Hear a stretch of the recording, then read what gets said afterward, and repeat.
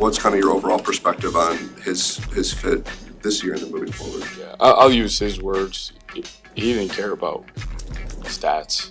All he cared about winning. It's the most winning DJ's ever had, probably since high school. That's all he cares about. In terms of roster, like I said, we got a lot of decisions to make and figuring that out. I think what stood out about DJ this year is the level of toughness rubbed off on our team. Guys, if they were dinged up, like they almost had to go because DJ was going. He was able to fight through a lot. Got a lot of respect for him. Mully and Haugh, Chicago Sports Radio 670 The Score. That's Ryan Poles talking about DJ Moore. DJ Moore catching a lot of grief around town because of the final play on offense where the interception was thrown, and there was a feeling that he wasn't running the correct route. Wasn't running hard. He wasn't running. Dogging it. Yeah, he was dogging it on that play. That's the accusation. That's the charge. That is the accusation. Yeah. And a lot of people mad. As I said, if you watch that game and you see the shot he took on, just watch the play on the sideline. His head hits the sideline pretty hard, and then he's in the blue tent for 5 minutes. I think he's a tough guy. I think he doesn't miss games. I think he plays a ton, and he came back out and played in that game. And I felt personally that he might have been compromised as opposed to dogging it. The team had an opportunity to point that out in past. I'll say that. I don't think they want to say we had him out there with a concussion. Yeah, I think that's the one thing you look at their own contribution to that. They probably would not want to acknowledge that. There are some vague things surrounding this because we don't have clarity, and that's okay. Whenever he talks, he'll clear it up, and it'll be well after the fact. And I believe I believe that it's a little bit overblown, and I don't typically.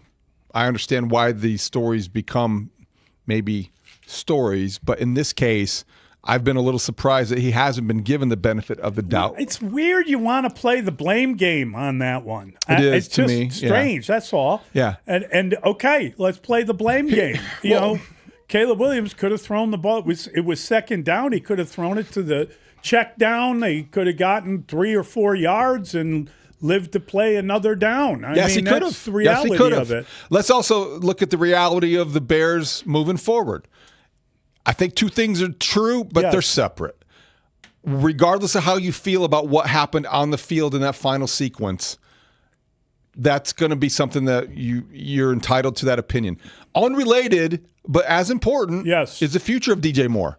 They were going to have this conversation whether or not DJ Moore caught that pass, kept the Bears drive alive, or whatever. He's got 4 years left on his deal. Yes. Big time money. He's making $28.5 next year. He'll be the highest paid player on the team next year. Under contract through 2029. Yes. When you are a team like the Bears that is they're a little snug under the cap, you are typically going to go into this offseason anyway wanting to refigure, renegotiate, find yourself some cap space. You can do that easily with a guy like DJ Moore. I'm sure he would help you out on that. Every guy's cap guy finds ways to convert bonuses into whatever the mechanism. Salary into signing bonus, and then you spread the hit over longer years. If he's under 4 more years, you make it so that you give him $20 million up front, and then 5 more the rest of the way, and that takes down your number from next year. It's just a little trick of the trade. It's NFL 101. Yes. It's the offseason mechanism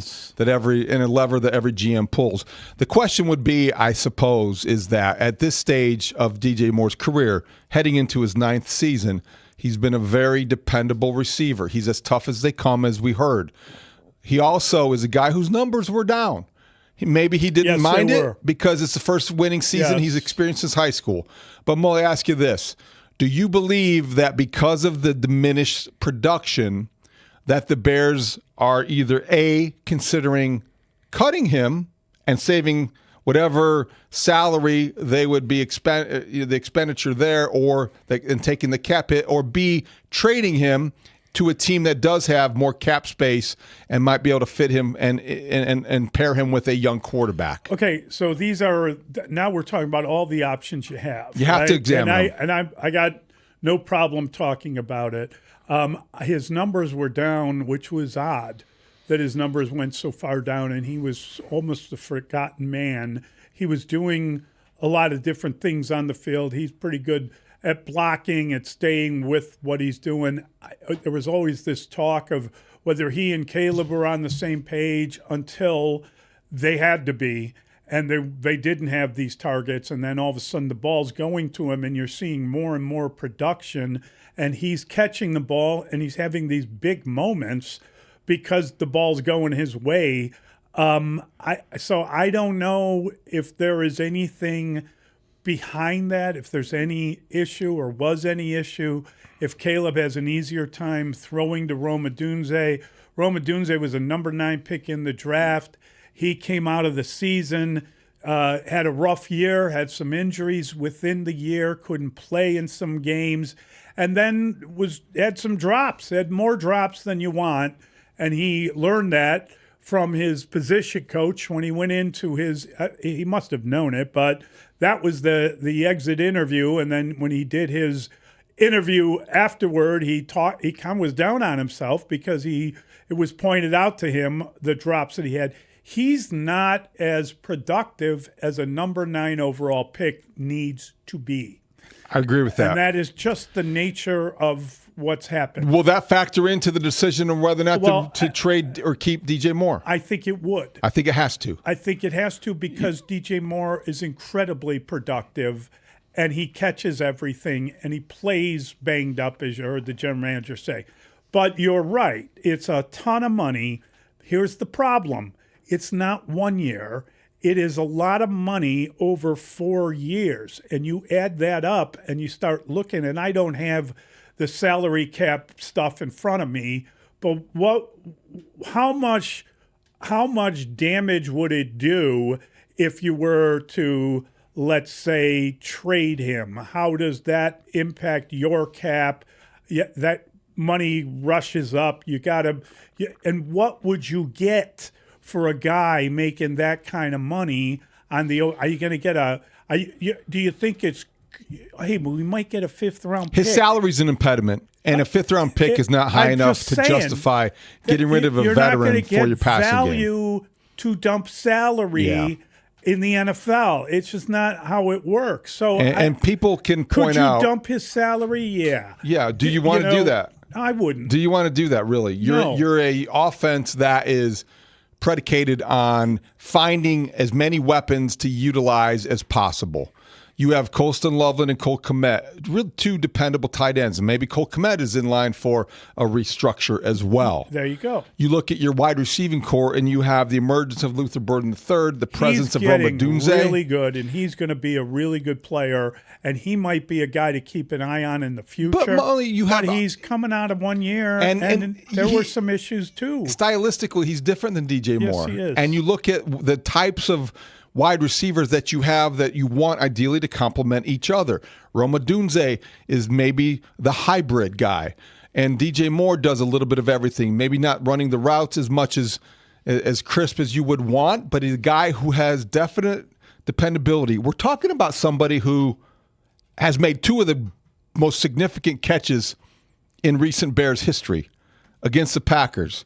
And I think that it's been very convenient for people to overlook those contributions and how he has handled himself this year overall. I've been surprised at how many people want to move on from DJ Moore, given the fact that the last glimpse of him was not a flattering one.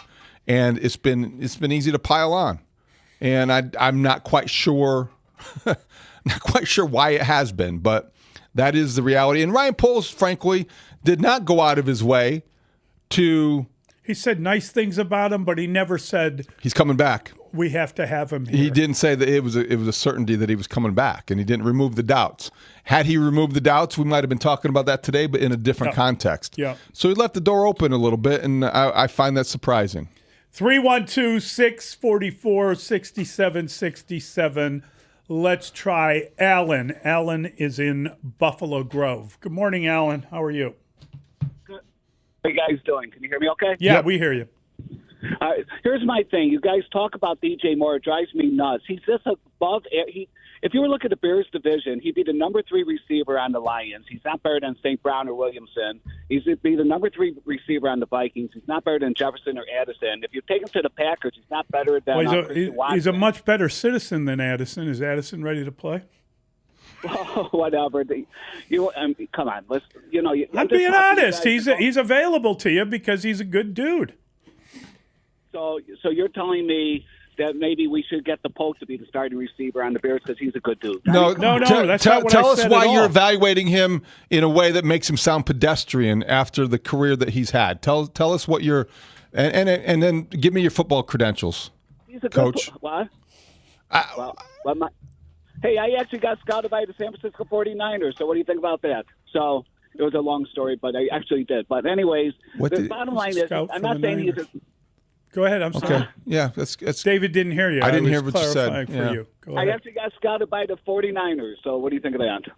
So, good. Anyways, all I'm saying is he's a good receiver. It's like the NBA. Someone goes, oh, the guy's a top 10 pick. They're all top 10 picks in the NBA first-round draft choices. He's a good receiver, but he's not like this great super. I know he was your guy or whatever, and you guys like him because he was on your station, that's ridiculous to suggest that. It's unfair, frankly. Thanks for your phone call, Coach. I mean, you don't understand the point I'm making. He is not going to do anything off the field that's going to get him banned from games or keep him from being able to pursue his occupation. Availability is the greatest ability.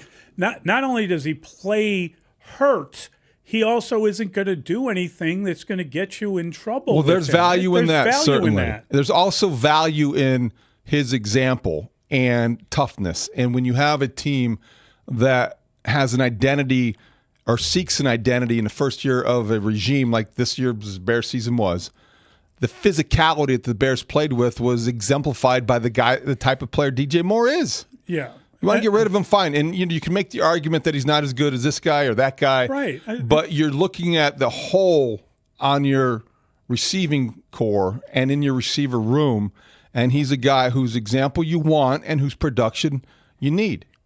I do want to say this, too.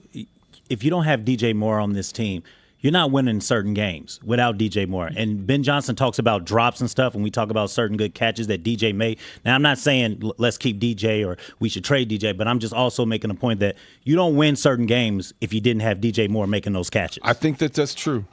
Now, was he a scout for the 49ers? Or No, the guy he gets said scouted he was by? scouted by. What does that mean? Means they came and looked at him because he was such a good receiver.